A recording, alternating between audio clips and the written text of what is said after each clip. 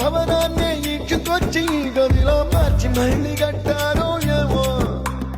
మాయజాలము తెలుసు మంత్రకారడి తెలుసు రెంటి కన్న ఇది ఇంకోటేమో నీలాకాశం నేలాకొస్తే ఇట్టాగే ఉంటాదో ఏమో ఈ సంతోషం దాచాలంటే హృదయాలు ఓ వంద కావాలేమో ఇంతందంగా ఉంటుందా ఈ లోకం